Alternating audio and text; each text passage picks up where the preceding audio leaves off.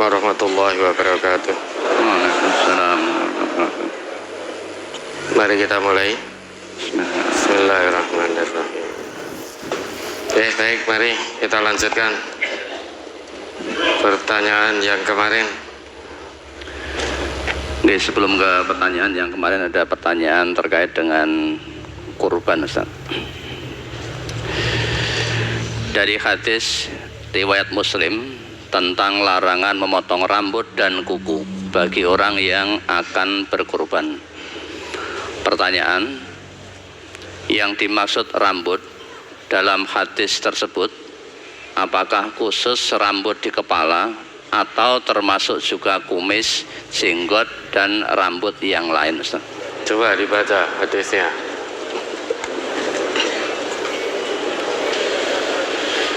An Ummi Salamata anna Nabiyya sallallahu alaihi wasallam qala idza ra'aitum hilala dzil hijjati wa arada ahadukum an yudhhiya falyumsik an sya'rihi wa adfarihi. Rawahu Muslim. Dari Ummu Salamah bahwasanya Nabi sallallahu alaihi wasallam bersabda, apabila kalian sudah melihat hilal bulan Dzulhijjah dan seseorang di antara kalian ingin berkurban, maka hendaklah ia menahan rambut dan kukunya. Ya, ada yang memahami itu rambut di kepala. Ada pula yang mengatakan ya semua bentuk rambut. Namun demikian, hadis itu tidak lantas menyebabkan kurban seseorang tidak sah. Ketika masuk bulan Dzulhijjah, kalau memang perlu dipotong ya dipotong rambut atau kuku. Namun jika ingin mendapatkan keutamaan sebagaimana yang disebutkan, maka sebelum bulan Dzulhijjah ya dipotong dulu bagi yang ingin bercukur, bagi yang ingin potong kuku. Nah, nanti ketika masuk bulan Dzulhijjah tahan dulu sampai nanti korbannya disembelih. Namun ada pula yang memahami rambut dan kuku itu kembalinya kepada hewan kurbannya. Nah, ini tidak menjadikan masalah. Kurban itu sunnah yang sangat ditekankan bagi yang mampu. Andai kata tidak mampu, tidak kurban juga tidak berdosa. Bisa potong rambut, potong kuku, jadi nggak sah kurbannya kan tidak mungkin. Itu hanya keutamaan yang disampaikan oleh Rasulullah. Maka yang ingin mendapatkan kesempurnaan keutamaan terkait kurban, ya maka persiapkan sebelum masuk bulan Dzulhijjah. Yang butuh dicukur, ya rambut apapun itu. Ya, ada lagi Tentang puasa Arafah. Bagi kita yang tinggal di Indonesia bagian barat akan menemui waktu wukuf di Arafah walaupun hanya beberapa saat atau menit. Tapi bagi saudara muslim kita yang tinggal di waktu Indonesia bagian tengah dan waktu Indonesia bagian timur tidak menemui waktu wukuf. Bagaimana mereka berpuasa Arafah hari Selasa atau hari Rabu, Ustaz? hari Selasa, ya wukufnya itu kan hari Selasa, wukuf tahun ini. Bagi saudara-saudara yang tinggal di Indonesia bagian tengah dan mana tadi? Bagian timur itu tetap mengikuti wilayahnya berarti Indonesia ini. Nah, pokoknya semaksimalnya, karena puasa Arafah ini terkait dengan kegiatan wukuf yang dilakukan oleh jamaah haji. Pada tahun ini sudah resmi diumumkan oleh pemerintahan di sana yang punya otoritas bahwa wukuf itu hari Selasa tanggal 27 Juni. Karena ada kaitannya dengan puasa Arafah, namanya saja Yaum Arafah, Saum Arafah, puasa Arafah. Maka bagi jamaah yang sedang melakukan wukuf, bagi yang tidak sedang berwukuf, maka sangat disunahkan untuk berpuasa Arafah. Karena puasa Arafah ini menurut Nabi bisa menghapuskan dosa 1 tahun yang telah lalu maupun 1 tahun yang akan datang. Nah, bagi saudara-saudara yang tidak bertemu wukuf namun masih ada di wilayah Indonesia, kalau itu keluarga besar Majelis Tafsir Al-Quran, maka kita akan melaksanakan puasa Arafah pada hari Selasa. Ya, ada lagi? Oke, ke pertanyaan yang terkait dengan brosur pernikahan dalam pandangan Islam. Oke, mari. Bagaimana hakikat pernikahan dalam Islam? Bagaimana cara meraih tujuan pernikahan yang hakiki, yaitu tercipta keluarga sakinah, mawaddah, dan rahmah, khususnya pada generasi milenial ketika memilih pasangan lebih mengutamakan rupa atau fisiknya dan hartanya daripada agamanya. Bagaimana cara meluruskan pandangan yang seperti itu, Ustaz? Boleh gak memilih rupa atau fisik? Boleh. Boleh tidak memilih karena hartanya, karena nasabnya, karena agamanya? Yang 1, 2, 3 hilang, yang terakhir agamanya, itu boleh enggak? Harus. Kalau 1, 2, 3 ada, yang keempat agamanya hilang, bagaimana? Boleh enggak? Enggak boleh, enggak akan selamat dunia akhirat. Karena fisik enggak akan membawa ke surga. Harta, kekayaan itu juga tidak jaminan ke surga, tidak jaminan sakinah, mawaddah, warahmah. Keturunan baik-baik juga begitu, belum tentu. Orang tuanya baik, anaknya baik, itu belum tentu. Nabi Nuh kurang baik apa? Tapi anaknya nggak punya iman. Maka Nabi berpesan, fadfar bidzatiddin taribat yadak. Pegang teguh agamanya, niscaya kamu akan beruntung, untung dunia, untung akhirat. Rumah tangganya bisa sakinah, mawaddah, warahmah. Kenapa? Karena ada cahaya iman dalam rumah tangga itu. Ada bimbingan Allah dalam rumah tangga itu. Namun kalau sampai lepas agamanya, meskipun ganteng, ayu, sugih, keturunan baik-baik, ning ra ndek agama, nggak ada iman, nggak ada Islam dalam hatinya. Apa ada Islam mung Islam-Islaman, Islame KTP? Larangan Allah saja diterjang terus. Bagaimana mungkin Allah akan turunkan bimbingan dan ridhonya pada rumah tangga itu? Rumah tangga seorang muslim itu harus sakinah, mawaddah, warahmah. Tidak bisa tidak. Ini ketetapan Allah dalam hal kita berumah tangga. Ini ketetapan Allah, bukan ketetapan manusia. Maka rumah tangga orang yang beriman itu harus sakinah, mawaddah, warahmah. Coba diingat kembali itu Quran surat Ar-Rum ya, ayat 21.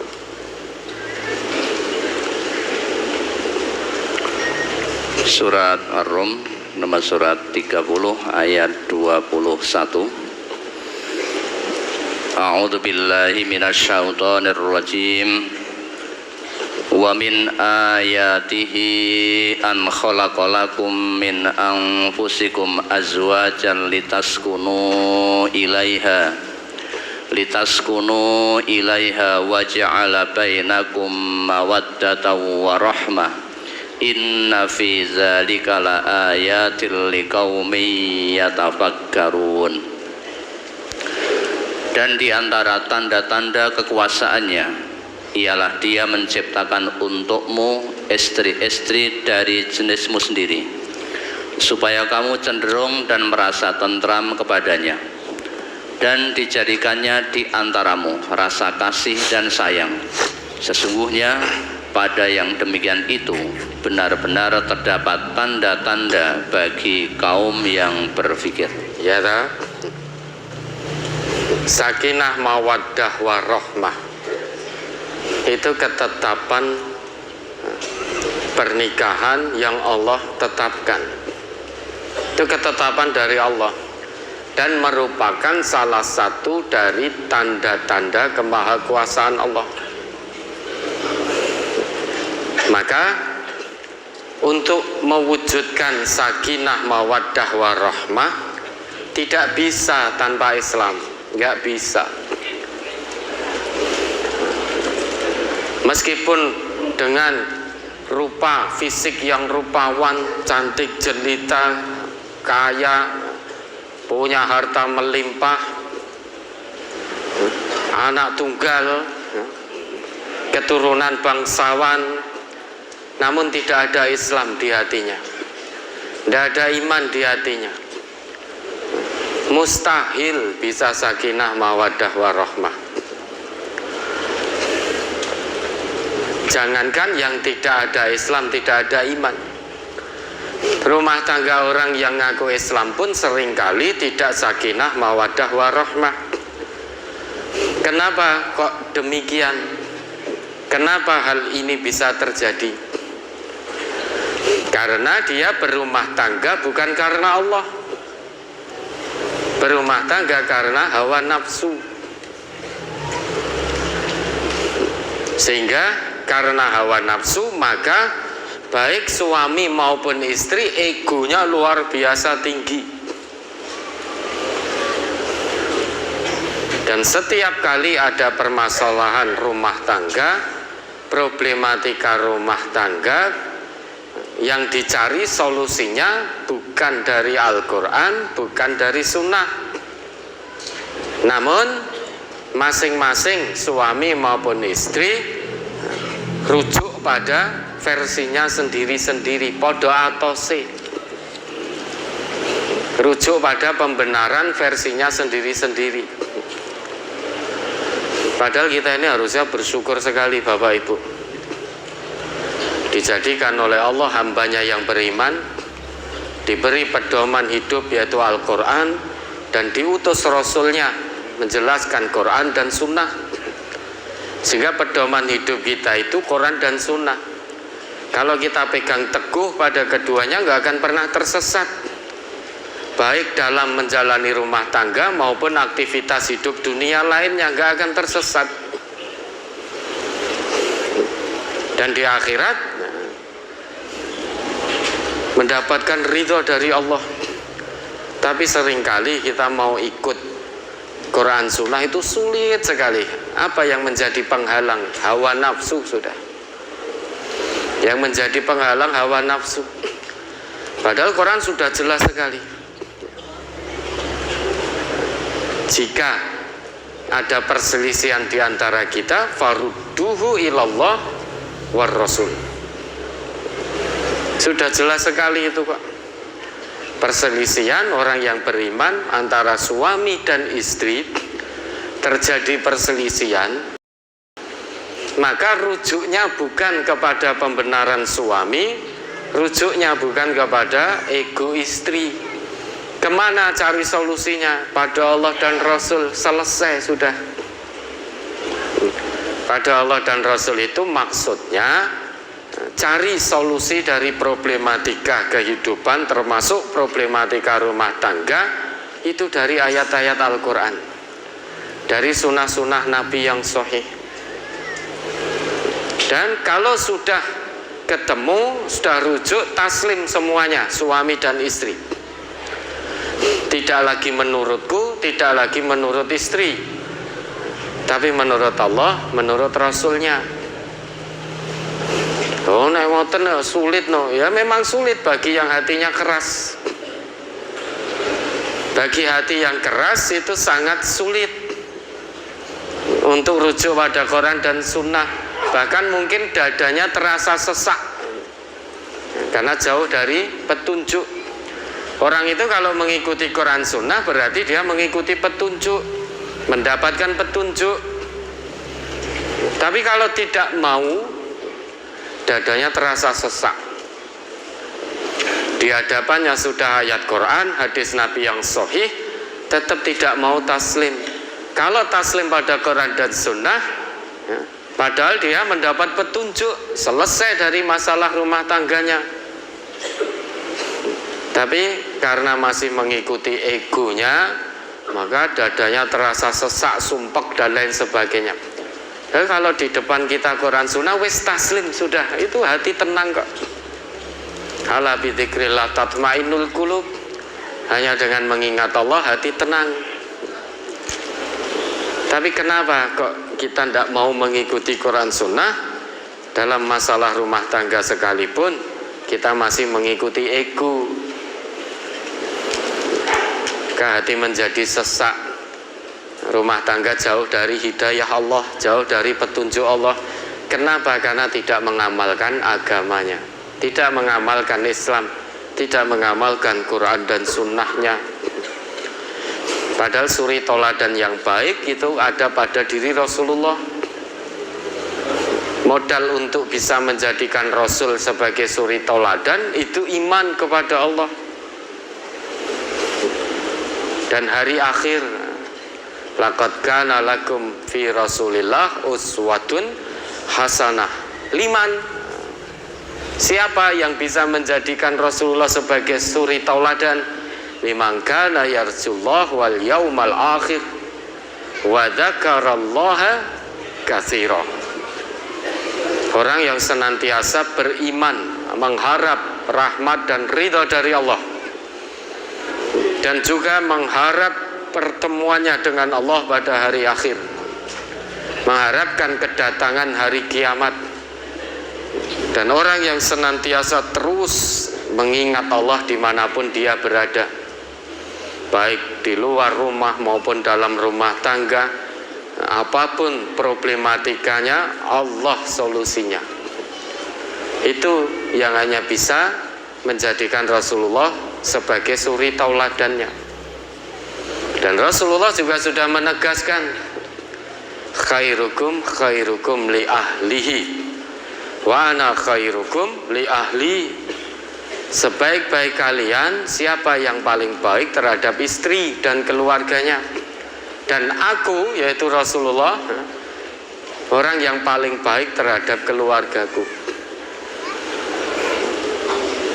Maka untuk mewujudkan pernikahan yang hakiki tidak bisa tidak, harus dengan agama. Bukan berarti tidak boleh mencari jodoh lihat fisiknya, hartanya, keturunannya, itu boleh. Dan itu juga dianjurkan oleh Rasulullah. Tetapi hadis itu ditutup fatfar bidzatiddin taribat yadak. Pegang teguh agamanya, pasti kamu beruntung. Nabi tidak ngendika pegang teguh kecantikannya, kegantengannya, pasti kamu beruntung. Ndak, Nabi gak ngendika itu. Ya. Cantik, ganteng itu kan relatif. Maka li jamaliha tungkahul mar'ah li arba' li jamaliha. Wanita itu dinikahi karena 4 hal. Yang pertama li jamaliha, karena kecantikannya. Kecantikan ini relatif. Menurut saya cantik, belum tentu menurut jenengan cantik. Menurut fulanah ganteng, belum tentu menurut fulanah ganteng. Itu relatif. Maka itu Allah itu maha kuasa betul. Tidak bisa kita bayangkan Bapak dan Ibu, ya. Andai kata yang namanya cantik wimung siji tok, kabeh pandangan kita sama, tertuju cantik pada satu wanita, kriteria kuwi cantik, kita semua tertuju menganggap itu cantik, yang lain tidak, wes rakaruan nanti jadinya. Tapi lijamaliha, cantik itu relatif. Ya, menurut saya cantik, menurut jenengan tidak cantik. Ada sementara perempuan hidung pesek kata orang tidak cantik, tapi ada yang mengatakan itu cantik. Ada yang kebetulan kulitnya hitam, ada yang mengatakan orang ganteng, tapi ada yang mengatakan itu ganteng. Kan relatif ini ya. Kemudian lima liha, hartanya. Kemudian wali nasabiha, nasabnya. Yang terakhir walidiniha. Setelah menyebutkan 4 hal, Nabi tandas sekali, fatfar bidatidin, itu pegang teguh agamanya. Bukan fatfar bidatil jamal, bukan pegang teguh kecantikannya kamu pasti beruntung. Nabi nggak ngendiko itu. Nabi juga tidak ngendiko fatfar bidatil mal, pegang teguh kekayaannya, taribat yadak, pasti kamu beruntung. Nabi juga tidak tandaskan itu. Juga tidak fatfar bidatin nasab, taribat yadak. Tapi yang Nabi sebutkan fatfar bidatidin, taribat yadak. Kita hidup sekali itu tentu keinginan kita, cita-cita kita itu selamat dunia dan akhirat. Orang yang ingin selamat dunia dan akhirat tidak mungkin tanpa agama. Tidak mungkin tanpa agama. Kalau bicara agama, kata Allah, innad dina indallahil Islam, maka tidak mungkin bahagia dunia akhirat tanpa Islam. Tidak mungkin sakinah mawaddah warahmah rumah tangga kita tanpa Islam.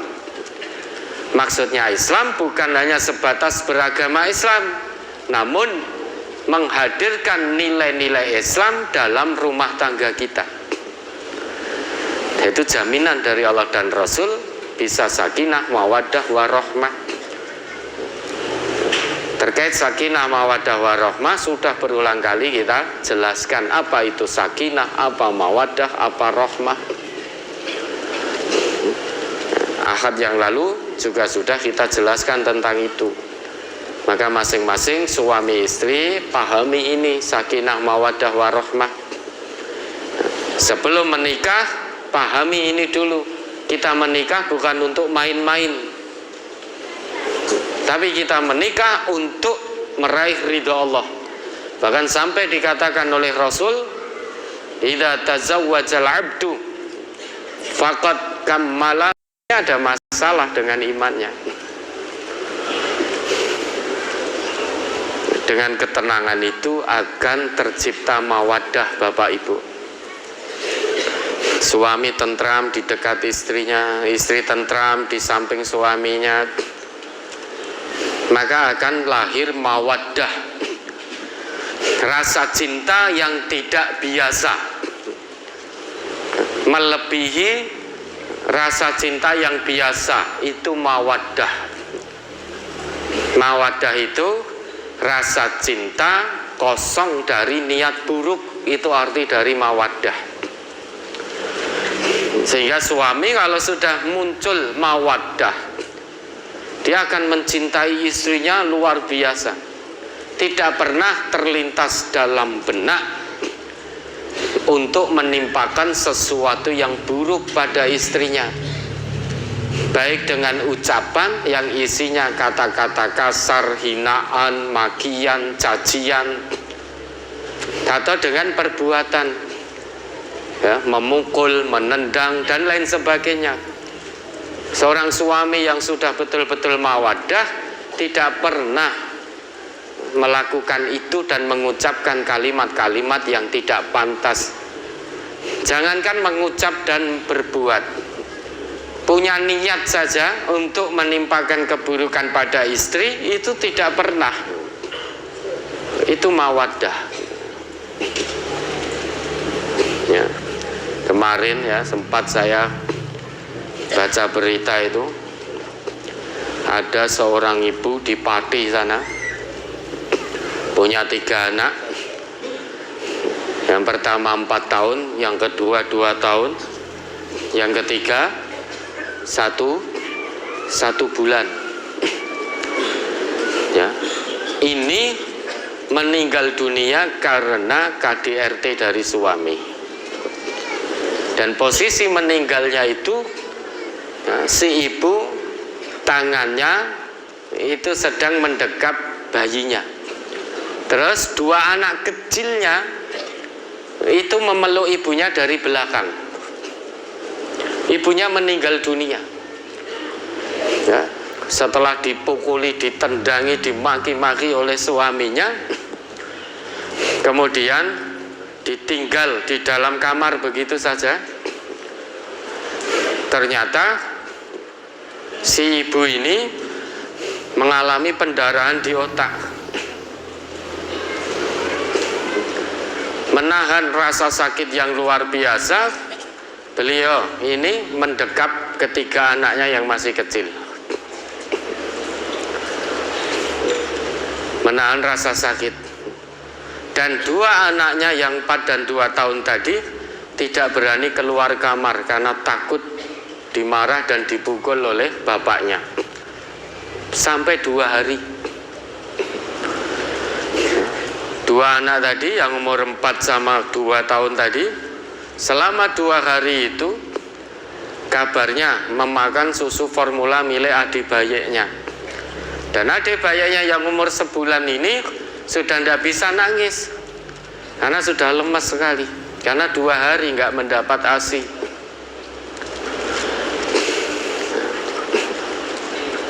Dan pelakunya sudah ditangkap oleh pihak kepolisian. Coba, ini manusia atau binatang? Binatang saja melindungi anaknya kok. Ini loh, maka betul sekali apa yang menjadi firman Allah. Manusia itu seringkali lebih hina daripada binatang. Wujudnya cek menungso, neng disebut binatangnya jane ora patut, karena lebih hina dari binatang. Karena lebih hina di sisi Allah dari binatang, meski wujud manusia tapi disebut binatang saja jadi wis ora patut.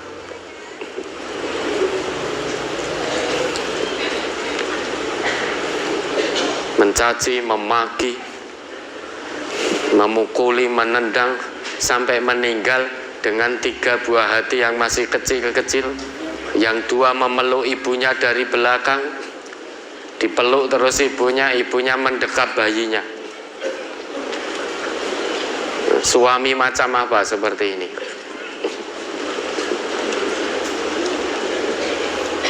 Ada di antara bapak dan saudara yang masih seperti itu pada istri? Layan fa, gak bermanfaat Islam jenengan, gak bermanfaat. Jenengan ngaji setiap akad datang ke sini, namun dengan istri masih kadang KDRT, layan fa, gak bermanfaat ngaji jenengan. Ngaji tapi belum bisa menjadikan hatinya menjadi salim. Kita teko ngrungokke anteng, neng mulai-mulai ketemu istrinya misuh-misuh lagi, marah-marah lagi, main pukul. Suami macam apa seperti ini? Ibu-ibu, kalau suami jenengan seperti itu, ya, laporkan pada saya. Saya siap, ya, di sini. Nanti antri 1 persatu, laporkan ke saya. Apalagi kok suami jenengan sudah khususi. Kalau masih ada yang seperti itu, langsung saya coret, udah. Ya, berarti nggak bermanfaat mau ngajinya. Ya, ini tidak ada bimbingan dari Allah, menyebabkan bimbingan dari Allah tidak turun. Istri juga begitu. Kalau berani dengan suami, tidak mau diatur dengan Islam sak karepe dhewe, itu juga mengundang rumah tangga menjadi tidak harmonis, tidak ada bimbingan dari Allah, maka tidak sakinah mawaddah warahmah. Yang terpenting itu Islam, agamanya. Amalkan, hadirkan Islam dalam rumah tangga kita. Hadirkan nilai-nilai Islam dalam kehidupan rumah tangga kita. Apapun problematikanya, Islam solusinya. Apapun problem rumah tangganya, Allah dan Rasul itu sebagai rujukan kita, solusi kita. Insya Allah dengan demikian sakinah mawaddah warahmah, ketetapan pernikahan yang Allah gariskan bisa terwujud. Kenapa? Karena syarat untuk mendapatkan sakinah mawaddah warahmah dari Allah itu terpenuhi. Ya, ada lagi.